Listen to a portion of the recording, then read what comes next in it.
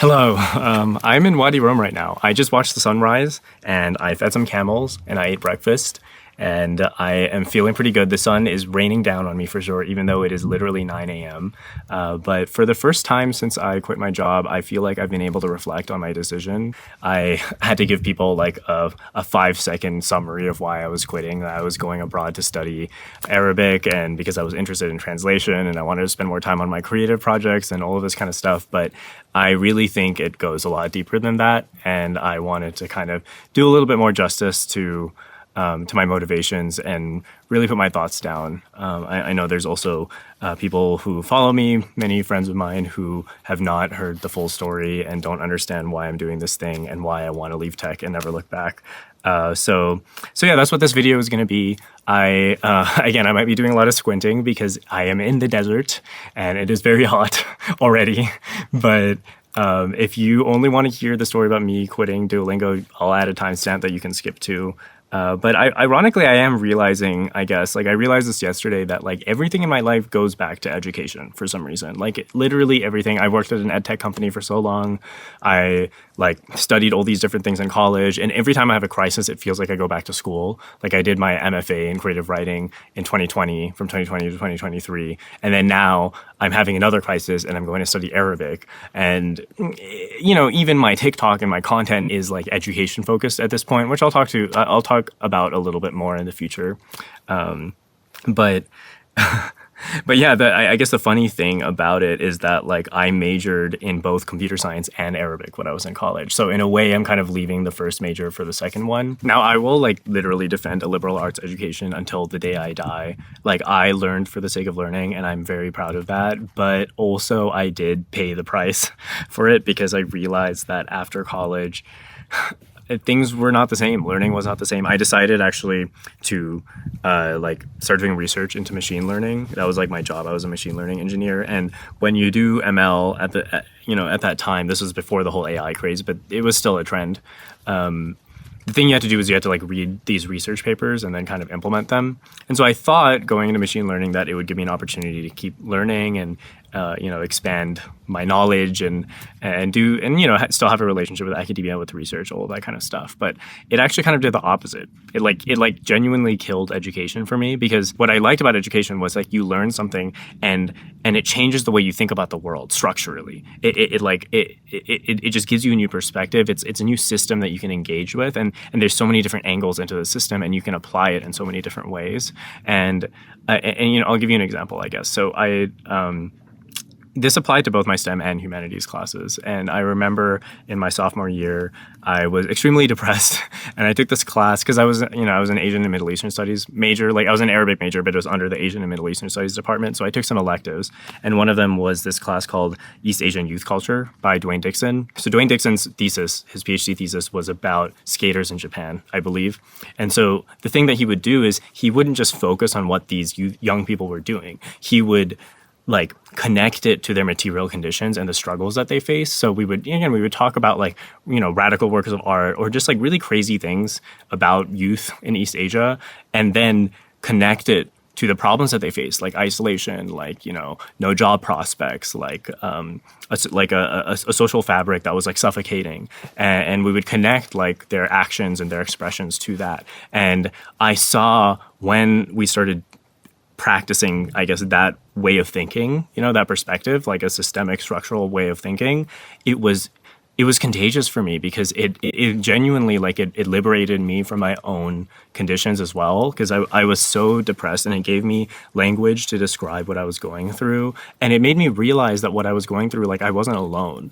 Like it made me realize that like this like the changes I was going through, the personality changes I was going through, the social problems that I was dealing with were structural problems. There were problems that everyone faced in different ways. Like people have different perspectives on things. They benefit from some things. They don't benefit from others. But it was something that we all shared as a society, and it all connected us in a way. And I just found that to be so liberating and so expansive. And again, it was a complete opposite of of the way that I had to do research and learn in my job after college. And it applied to my STEM classes too. Like I really liked my STEM classes for the same reason. Like it did feel expansive. It helped explain the world around me, especially with computer science. It's like everything is computers now, right? And so understanding how all of those things worked was so interesting. I remember I took this algorithms class that everyone hated. And I hated too because it was so difficult at first.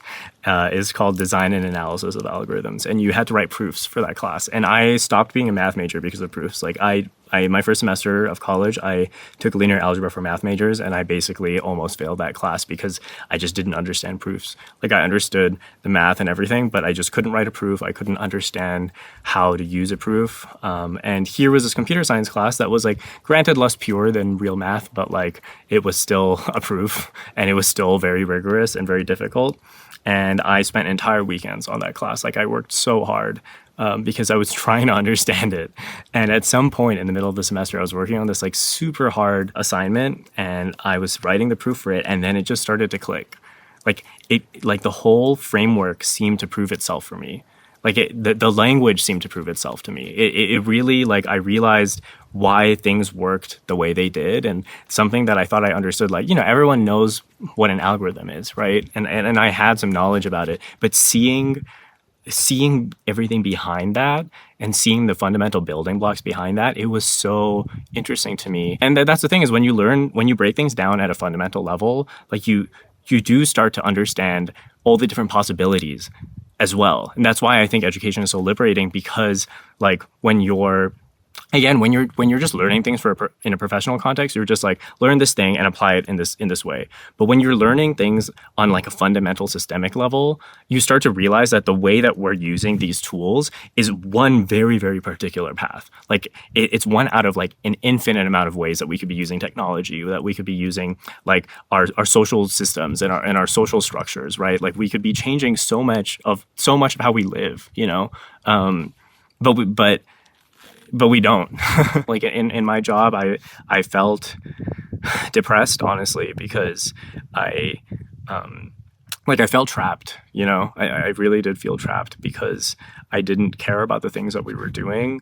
I was learning stuff that was like interesting, maybe in theory, but that I didn't even want to learn because I was using them for like the wrong reasons, I guess. And I wasn't using it, I felt like, to do good in the world or to do good for me, but just kind of to make my boss happy, and that wasn't good. I really, really lacked agency in that respect. And so I did two things to deal with this. The first thing I did was I applied to these companies that I felt like the why could be a little bit more interesting to me. So I applied to engineering jobs in medicine, in education, as well as a bunch of nonprofits.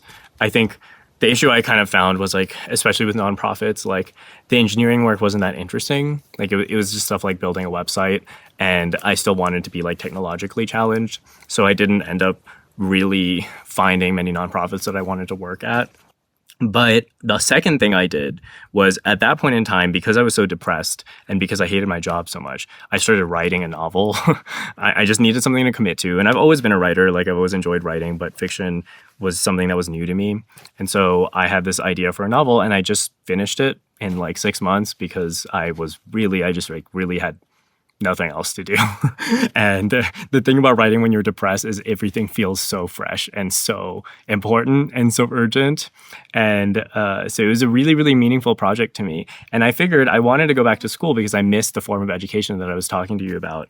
And so what I did was I applied to MFAs. Because I was like, I just wrote this novel. I've never taken creative writing classes before. So let me just apply, see what an MFA is like. And I actually kind of got really lucky. I got lucky because I kind of got both things. Like, I got an offer at this job that was like basically doing data analytics for magazines like the New York Times, which is interesting because my background was data, right?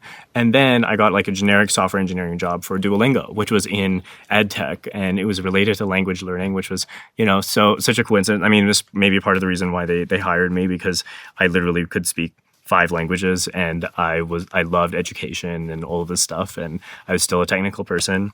So I got this job offer at Duolingo also, and then I also got into the CCNY MFA program and Columbia's MFA program, neither of which was fully funded. CCNY obviously was a lot cheaper and it had a part-time option, but I was really in love with Columbia's program at the time, which um, which I'm no longer. But there were a few professors there that I still really, really love, and I kind of I corresponded a little bit with them, and it was kind of my dream program, Columbia. But the problem again is like I didn't want to take out loans for either program. And so I kind of decided to do both things. This was right after the pandemic hit also, and so we were all in quarantine. And I figured I can try having a full-time job and a full-time MFA program because Columbia didn't have a part-time option. So I tried doing both. And I was like, if it doesn't work after a couple months, I'll just quit. Like, or I'll quit the MFA program probably, and I'll just stick to working. But it actually was amazing. It was like genuinely so cool to me. And I was so stimulated. And obviously I was really busy because I was like working full time and I was a student full time. But in the same way that, you know, learning about capitalism and learning about Arabic and learning about, you know, the history of of Asia and the Middle East and learning about even computer science and math and all this stuff, in the way that those opened up my world, learning about creative writing also opened up my world because I had never taken those classes before. And then at work also, at Duolingo, I was working for this team called Duolingo for Schools. It was basically our job was to help teachers use Duolingo in their classrooms. And it was so cool. Again, it was like I was on the other side of education. I was working with teachers. I was thinking about ways that we could be teaching Duolingo better to students. Primarily, our use case was assignments at that time, but we were doing so many cool things. Ironically, it was also during this time that I started doing content, which was truly very random. I basically made this video like in the summer between my first and second years of my MFA that was about barriers to entry in tech. Like this person uploaded this video that was about how they used to be a nerd in high school and now they're making six figures. And it was kind of like a fuck you, I guess, to their classmates maybe. But I went to like a public school and a lot of my friends were poor and I was the privileged one. Even though I was the nerd, I was one of like a couple people who went to a private school outside of the state after high school. And I noticed that it was so much easier for me to break into tech than my friends, even though I literally grew up in the Bay Area in California. Like I had friends from high school who had like been born and raised in like San Jose, Milpitas, or Fremont, or whatever. Or I mean, I didn't really have friends from Palo Alto. Maybe those guys had a little bit of an easier time getting into tech, but my friends didn't. And so I talked about how like being in tech was actually a privilege. And the video kind of actually like went viral randomly, and people started to ask me about my life and how I got into tech and you know why I decided, you know, why I was studying all these different things. Like I studied Arabic and computer science, and I had a certificate in documentary studies, but I was still working in tech and stuff like that. And people would just kind of ask me questions. And at some point, I kind of found my voice on the platform just by answering people's questions. And I started making some content about the stuff that I was learning about in my MFA, which I thought was really interesting. Obviously, it didn't go as viral until I guess I was feeling myself. And so I made this video about how having a STEM major was a good thing, actually, and that like thinking about your major practically was a good thing, because I myself had this liberal arts education mindset my entire life, and I love learning, and I love learning for the sake of learning. But I was saying actually it was kind of good that like my parents pressured me to do a computer science major. I got lucky because I liked it, but I was like actually like I realized after college I wouldn't have known what to do if I didn't study something that was like quote unquote practical. And it got like 2 million fucking views. It was crazy. I mean, this was in the pandemic. Everyone was using TikTok, right? And I realized that I could influence people and the way that they thought in a way that it was very scary to realize, because it was very uncomfortable, because I saw people having crises in my comments being like, oh my God, I was studying English, but now I'm thinking about studying computer science instead because I'm worried about getting a job and all this stuff. And I was like, girl, I'm like 24. Like, I actually don't know. I don't know anything about the world, actually. And I guess I pretended like I did. But you shouldn't just trust a random stranger talking to you online. But I realized that like at that point I had, I think maybe 10,000 followers. And I was like, I have a little bit of a platform. So maybe I need to take a step back and spend a little bit more time thinking about the things that I say online. And so after I had that experience, I started doing research. You know, anytime I made a video, I would try to read a little bit about it first, try to make sure I knew what I was talking about. If it was something that I learned in college, I would go back to my old syllabi and just do a little bit of reading or just look at my old notes and stuff like that, just to make sure I wasn't just talking out of my ass. And so ironically, actually, my content ended up pivoting a little bit more to learning content too, because it was something that I would research, and then I would have a certain argument that I would want to make about the video that I was making or the topic that I was talking about. And then I would just share my research with people. And to this day, I still primarily do learning content. So again, everything goes back to education, right? But then, so fast forward the next year after that, right? Schools got shut down. My team, Duolingo for Schools, it got shut down. And in retrospect, it kind of makes sense. Like, we weren't really making any money. But also, I think I had this like mistaken belief that Duolingo for Schools existed because it aligned with our mission. But really, actually, what it was a way for leadership to like hedge their bets against the pandemic. What that meant was, like, during the pandemic and during quarantine, remote learning became such a big thing. And so I think our leadership team wanted to capitalize on that.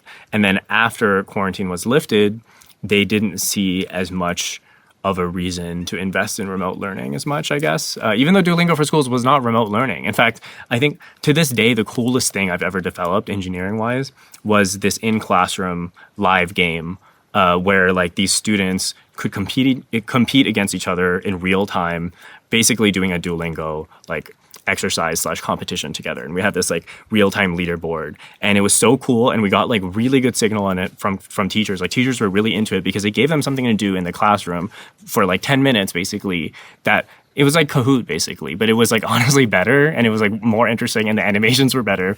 I was so proud of that product, and even the leadership team liked it. Like, they loved it. But it never got launched because we got shut down, which is why, again, I'm realizing it was about money at the end of the day. Even though we were able to make money, like, I think the problem was, from like a tech CEO's perspective, what tech people love is they love to be able to develop like generic apps that they can market to any particular person and just like make profit margins off of people without having to individualize their experience too much, right? I mean, even today, like, everything is customized, right? But it's all done through an algorithm. It's not like you have to like negotiate with customers directly. It's like, you think about like Uber, right? It's like, if you have a problem with one of your Uber rides or something like that, it's so hard to get in touch with a human, right? Because everything is automated. Like, literally everything is automated. So at Duolingo too, we had this idea that, I guess, like, we wanted to automate education. And I think that's why schools were kind of the antithesis of that. And it showed in the way that we thought about money as well, because with schools, there's not much money in education in general. But if we were to make money, we would have to go to individual districts and basically get contracts with them. And so our CEO was basically like, he literally said, he was just like, this is not scalable. Like, this is not a scalable product. It's not worth the amount of energy that we're putting into it. So it got shut down. And it was really unfortunate. I was really upset for a long time because, if there's anyone from the schools team who's watching this video, it's schools till I die, okay? It is literally schools till I die. But if you haven't been in the schools team, maybe you don't understand. But we had pride, and we really believed in what we were doing. We went to these like educational conferences every year, and it was so fun. Like, it was so fun being able to work with teachers. But unfortunately, it just didn't last.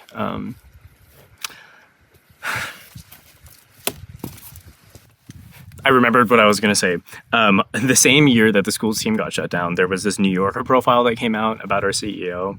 And it's funny because this was before all of the Duolingo controversies that reached the mainstream. Like, this was 2023, but the writing was definitely on the wall, because I remember in that profile, there was a moment where Luis, our CEO, he said that some teachers are good, but most teachers are pretty bad. And he was basically talking about how Duolingo has this ambition to replace teachers.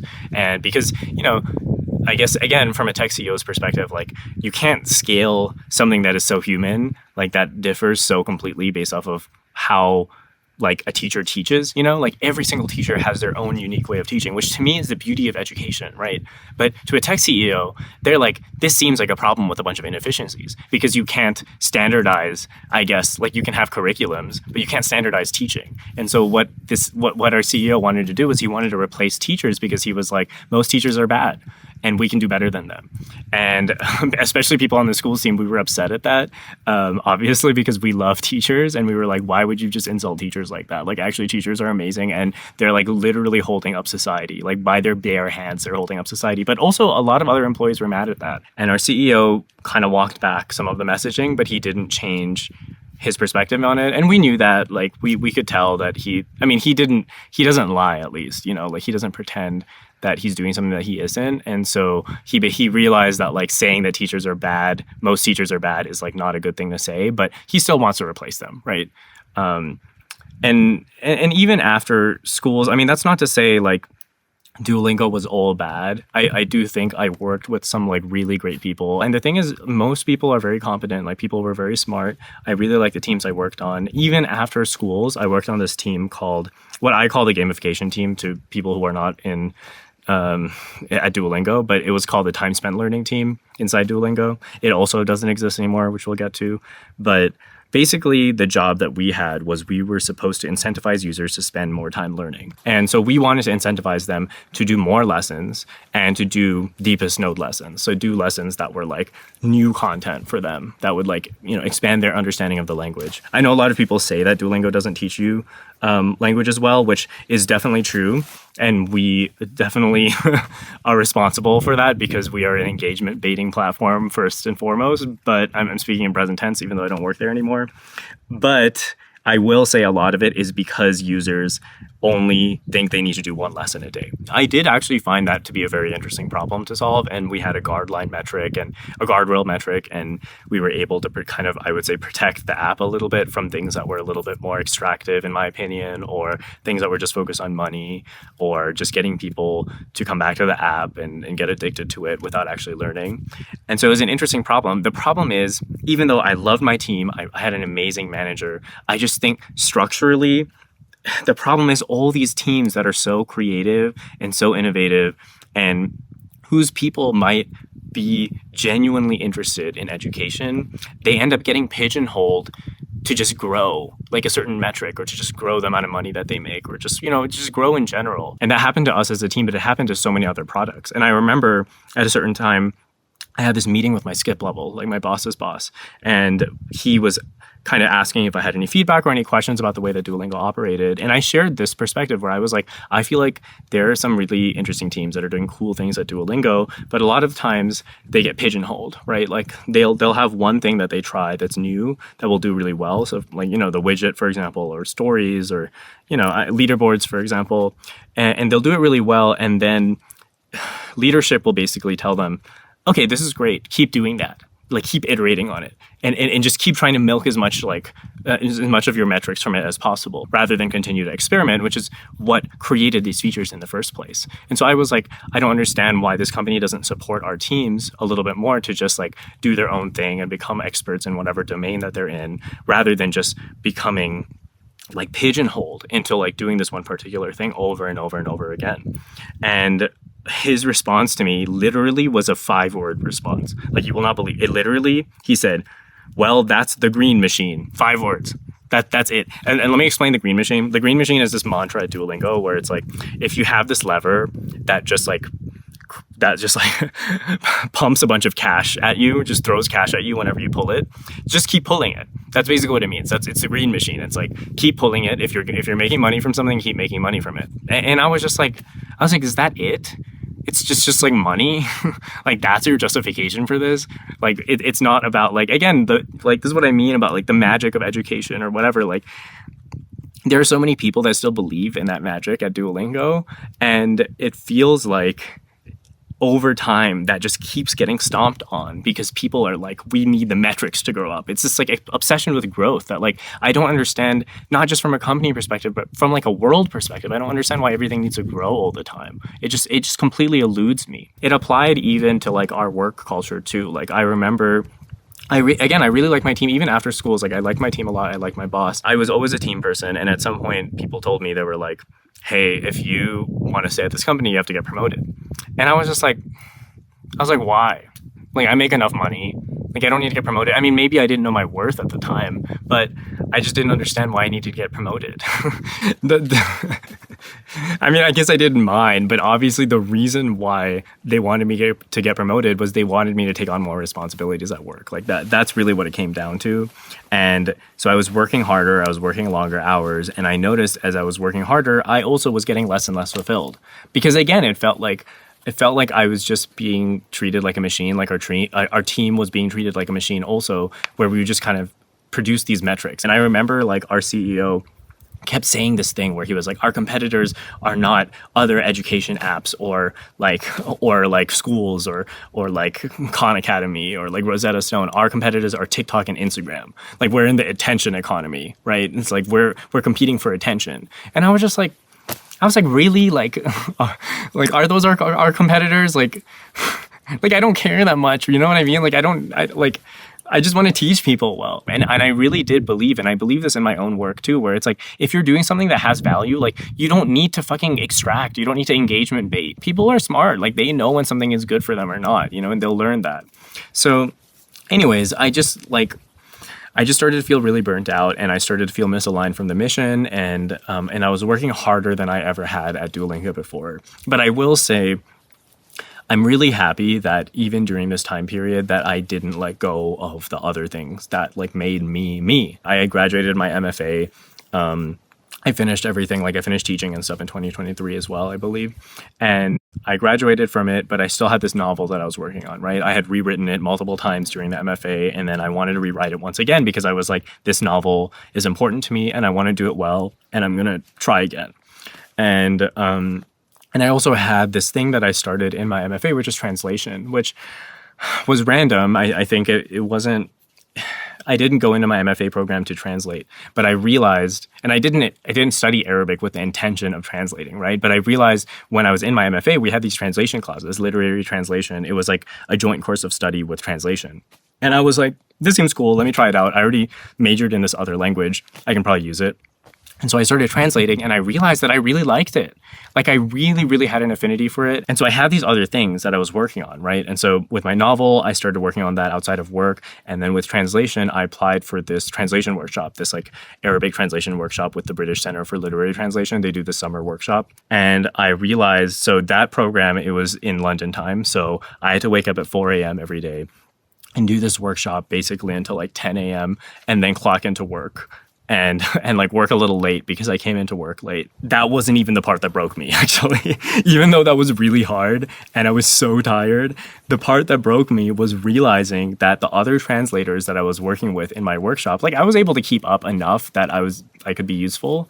But I realized my Arabic just like was not good enough compared to other translators. Like it just really needed work, and I like spending an hour or two every week on translation just like wasn't going to cut it, and that I really needed to invest more in the language if I was going to translate. And it was a really, really difficult realization to make, like realizing that I just didn't have enough time to do the thing that I wanted to do. And the same thing happened with my novel too, where I spent years after my MFA rewriting it, and I would literally wake up every day early in the morning, and then towards the end of the novel I would like get a coffee after work and like work late into the night, because I was just like constantly trying to negotiate just like an hour or two a day to write. And it wasn't that I was working long hours at Duolingo, even though I was working like a decent amount. It was that like I just didn't have enough brain space for the other things. Like I didn't have enough brain space to like work on my Arabic. I didn't have enough brain space to like really reflect and think about my novel thoroughly. So I would just, it felt like I was going through the motions at some point. And that second breaking point for me was when I finished the novel. I wasn't super satisfied with it, but I tried my best, and I decided to query agents. I was really hoping to get good signal from it, and I got agents that were interested. I got a lot of manuscript requests, actually, but I either got R&Rs, which an R&R is like an agent asks you to make edits and then query them again without a guarantee that you would be represented, or I got agents that were like really into it and wanted to see more work from me, but they weren't excited about this particular manuscript. And to be fair, some of it was out of my power. Like I pitched it as a diaspora novel, and people were just like, diaspora fiction isn't in anymore. Like publishers don't want it. And people said they tried selling books like mine and they just haven't gotten many bites. And so it wasn't fully within my control, but also I knew that like my novel wasn't fully there. Like I knew that like Like I have enough taste to tell, I think, that like my novel was like decent. It wasn't like really, really good. It wasn't terrible. It wasn't like the worst book ever written, but it was like somewhere in the middle, and maybe like 40 percentile, whatever, who cares? But my point is, it made me realize that like I just wasn't able to invest as much into my fiction as I wanted to. And I honestly should have quit like just then and there. I should have just quit. But I have this problem where it's like I just felt like scared, I guess, to leave my job. I was scared of leaving the security. I was scared of trying to make a career transition because I knew that Duolingo, all things considered, if I were to have a tech job, Duolingo would be up there. Like it is one of the better gigs, even though we became so evil over time. And I was so frustrated and I didn't like many leadership decisions that were made. I didn't like them. And to this day, I hope I never go back, but it is still, unfortunately, one of the better gigs in tech. And so, yeah, it just came, like, I realized at that point that I was like, something has to give. Like, either I have to kill these different parts of me, or I have to change something about my circumstances to invest more in them. That's what I realized. I was like, I need to and I want to invest more in translation and writing, but I can't, and even my content this whole time had just fallen by the wayside. There's this interview with Jeff Kaplan. He's one of the creators of Overwatch, where he talks about how the game failed. I mean, Overwatch used to be super, super popular. Like I played it with my friends in 2016 or whatever. And he talks about how the thing that really broke that game was getting investors involved. Like, especially with Overwatch League, they got all these billionaire investors that like really wanted to make a ton of money from it. And it was so demanding for the team that they had to basically focus on the priorities of the business people who like wanted to extract money from the game rather than just making the game good, right? And rather than just kind of continuing the model of success that like the game had previously. Like he talks about how they should have just ridden the wave of Overwatch. Anyways, you should watch the interview. But there was a moment in that interview where he says, he gives advice to these game developers where he's like, don't give yourself to them. Like you don't have to give yourself to them. And the them here is those finance people, those investors that wanted to extract as much monetary value from the game as possible. And what Jeff was basically saying was he was like, what makes the game magical it's not the finances behind it. Like these games were all developed without a CFO, right? Like World of Warcraft was developed before a CFO, like all of these beautiful, like really expansive, like, life altering games were made without a finance vision behind them, right? Like the magic is not in those. The magic is in the game. It's in the design of the game. It's in the development of the game. It's in the mechanics and the vision of the game. And so what he says is he's like, you need to know your worth as a developer, and you need to know that like you don't have to give yourself to these people who like keep wanting to push you to extract money out of you. Like you can just say no. You can just do what you want to do regardless, and just don't stand for these things. And it really actually did. It was very compelling because I watched this like basically right after leaving Duolingo. And I really did feel that. Like I felt that, like I was saying about even just not just the CEO, but also investors, shareholders, all of that. Like we live in a society that structurally is extractive, right? Like the design of our society is to extract value from things and for them to grow. And in that process, I genuinely believe the magic of things is lost. Like the magic of whatever made Duolingo a fun and interesting app. All of our brand things, the brand decisions, all of those things, they were not financial decisions. They weren't even really made. They weren't made by the CEO. It was just like random kooky people at Duolingo that were like, what if we make the owl do this? What if we should post here? What if we like make the app do this? What if we add this animation here? Or what if we add this new session here? It was all just kooky, weird shit, And it really did validate me because it made me feel like I was literally giving my life to these people for like a vision that I did not share, right? Like I knew this when I went into Duolingo, but also I felt like there was some overlap. I was like, oh, okay, Duolingo is interested in making language learning education like free, and I'm down for that, even if I don't like agree with all of the strategy. But over time, as I worked at Duolingo, I realized that there was basically very little overlap. And so everything I started doing, as I started working harder and harder, it felt like I was doing it for someone else. And at some point I did realize, I was like, I don't have to give myself to these people. Like, I just don't. I don't have to kill myself. I don't have to kill these different parts of me that at that point were screaming, right? Like the time, like the way that I felt about both my novel and my translation and my relationship to Arabic, it was it was difficult because my body was getting upset at itself, right? Like I was spending so much time and effort on my job trying to block out these other interests of mine, and then I would sabotage myself. Like I would stay up really late at night. I would play video games all night. I would just like sleep late, like wake up with like 4 or 5 hours of sleep, force myself to go to my job. But it was my body telling me like, stop doing this, bro. Like literally stop. And it was killing me. Like it was breaking me down. Like I was like unhealthy. I wasn't getting enough sleep. I wasn't socializing. I was isolated. And so I decided at some point, I was like, I should have left multiple years ago. And that's how I ended up here. Like I started taking Arabic classes again. Like I mentioned, I took speaking classes, but then I also started taking these more rigorous standard Arabic classes because I wanted to translate. It was really intense, actually. It was like a year of university Arabic in 3 months. And it was obviously really hard for me to do that alongside my job. And it only confirmed that I couldn't do these things together.